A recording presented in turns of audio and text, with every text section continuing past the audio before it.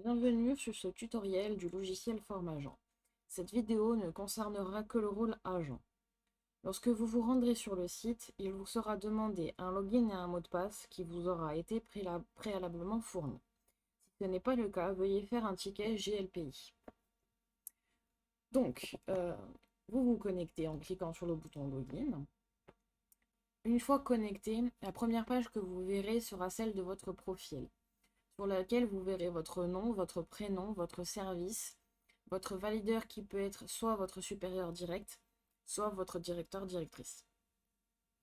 Ensuite, vous pourrez avoir un inscripteur si vous en avez un. Il n'est pas obligatoire. Votre fonction, la collectivité à laquelle vous êtes rattaché, si c'est CAPA ou ville donc, votre grade et votre catégorie en tant qu'agent. Ensuite, vous allez retrouver des informations pour lesquelles vous pouvez demander une modification. Cependant, en ce qui concerne le mail, celui-ci pourrait être modifié immédiatement. Par exemple, ici, on voit bien que ce n'est pas un mail, donc je ferai la demande de modification. En revanche, pour ce qui est de l'adresse postale et du numéro de téléphone personnel, la modification ne sera pas immédiate. Un mail sera envoyé au service RH compétent qui fera la modification. Donc il faudra attendre que ça se mette à jour dans Astre. Donc par exemple ici, je vais changer mon adresse mail, donc je coche le champ mail et je rentre l'adresse mail.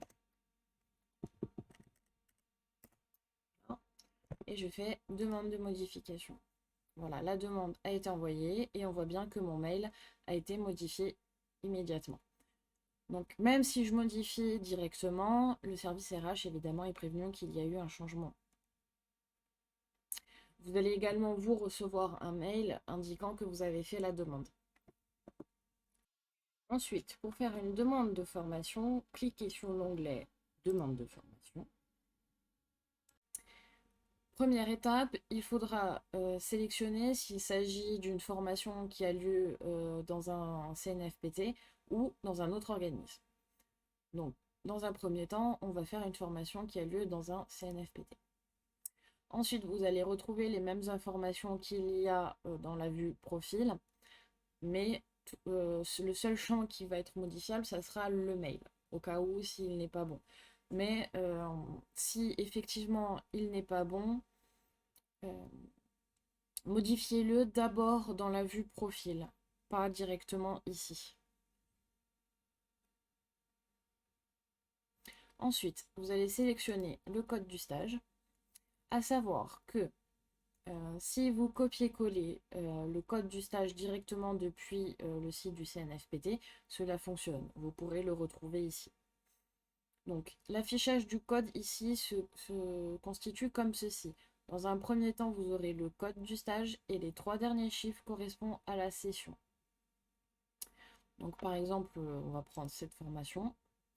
Cela va remplir automatiquement les champs du domaine, sous-domaine, libellé, les objectifs, les dates de début et fin, la durée en jours, l'adresse, s'il s'agit d'une formation payante ou non, et de facto son coût. Ensuite, il faudra que vous sélectionnez si vous avez besoin d'un hébergement. Si vous sélectionnez l'option le jour même ou la veille, il faudra que vous renseigniez le nombre de nuits. Ensuite, un aménagement particulier s'il est nécessaire. Si oui, il faudra que vous renseigniez quel est cet aménagement et sinon, vous n'avez rien à renseigner. Quatrième étape, il faudra que vous renseigniez votre statut au moment de la formation. Pour vous aider, nous mettons à votre disposition en téléchargement des documents. Les 2 premiers ne concernent que les agents qui sont stagiaires et les 2 derniers, les agents qui sont contractuels, mais uniquement sur des postes permanents pour un contrat d'au moins 1 an. Donc, dans ce champ-là, vous aurez les propositions suivantes. FPPE pour les catégories A, B et C, FPPR, FPTLC, CFP et formation de perfectionnement uniquement pour les contractuels ayant un contrat d'une durée de moins d'1 an sur un emploi non permanent, également la police et en cas de formation payante ou interne. Donc ici, par exemple, on va mettre celle-ci. Ensuite, il faudra que vous renseigniez vos motivations avec d'abord un petit questionnaire, puis vos motivations personnelles. Donc, on remplit le questionnaire suivant votre cas. Et attention à la motivation personnelle. Celle-ci est très importante car en cas de formation au CNFPT très sélective, ils vont utiliser cette motivation pour prioriser telle ou telle inscription. Puis vous cliquez sur le bouton Envoyer.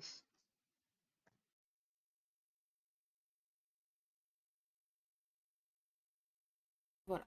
Vous recevrez un mail indiquant que votre formation a bien été enregistrée et votre valideur, du coup, recevra également un mail comme quoi il a une demande de formation en attente de validation. Ensuite, deuxième type donc d'organisme, il s'agit dans l'option autre organisme. L'interface jusqu'ici ne change pas. Ensuite, il faudra que vous renseigniez s'il s'agit d'une formation payante ou non. Donc je vais d'abord commencer avec une formation gratuite. Il faudra que vous fournissiez au moins le bulletin d'inscription. Si des fois il s'agit d'un bulletin dématérialisé ou qui ne peut être imprimé, il suffira de joindre ci-dessous une capture d'écran du mail de votre supérieur validant le choix du prestataire proposé. Donc, je vais remplir. Je vais aller chercher un document. Voilà. Ensuite, il faudra renseigner l'organisme. Vérifiez toutefois si l'organisme il existe déjà dans la liste. S'il n'existe pas, laissez sur l'option Choisissez un organisme, puis cliquez sur le bouton Nouvel organisme. Ensuite, vous renseignez les champs. Donc, par exemple, voilà, moi ça remplit automatiquement, mais vous, il faudra remplir directement chacun des champs. Donc ensuite, il faut renseigner donc, le nom, l'adresse, le code postal, la ville, l'email de l'organisme, le nom du contact de l'organisme,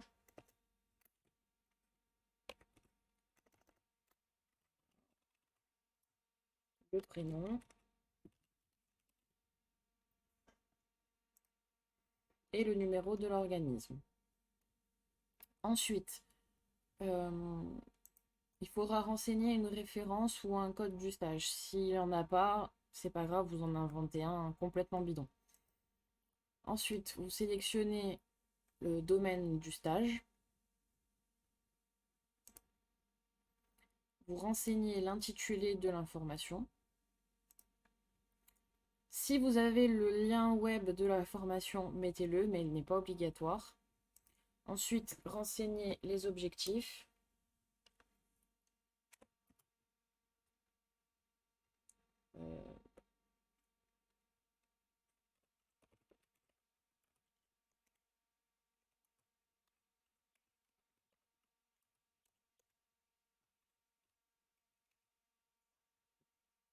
La date de début et la date de fin. Entre ces deux champs, il va y avoir un contrôle au cas où, si vous vous trompez, si par exemple vous mettez une date en allant trop vite, une date plus récente par rapport à la date de fin. Ensuite, s'il s'agit d'une formation pour laquelle vous allez utiliser votre CPF. Ici, vous retrouverez la fiche descriptive du CPF et ici, le formulaire à remplir. Donc, si vous avez besoin d'utiliser le CPF, il faudra fournir le formulaire rempli au format PDF uniquement. Voilà. Et ensuite, comme pour une formation CNFPT, il suffit de remplir le formulaire.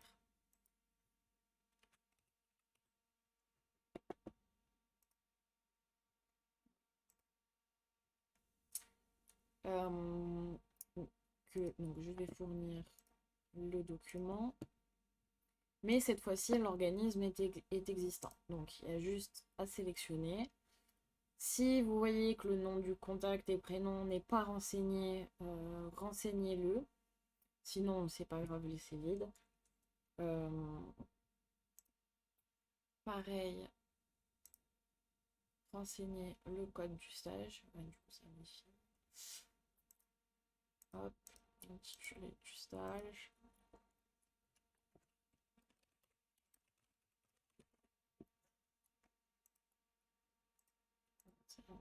Hop.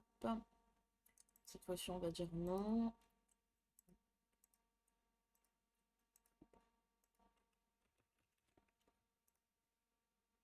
Voilà, la requête a été envoyée. Ensuite, toujours pour un autre organisme,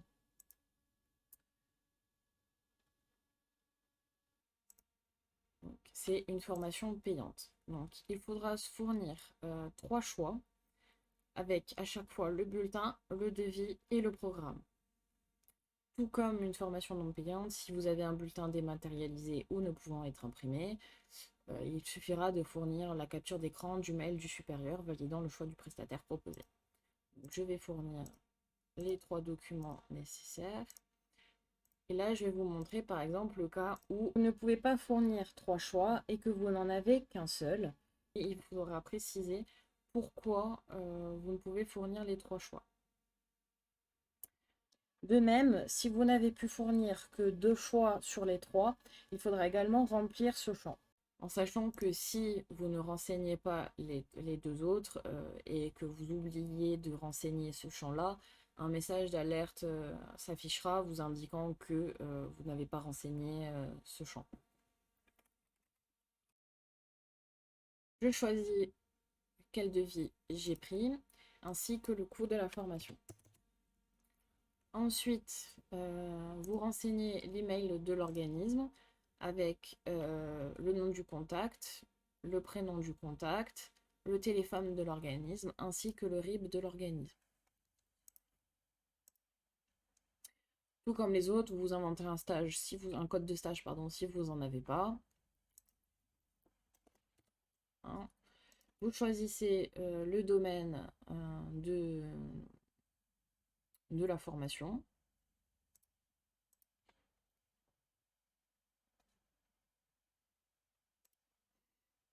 Si vous avez le lien pareil du site web de la formation, mettez-le, sinon ce n'est pas grave.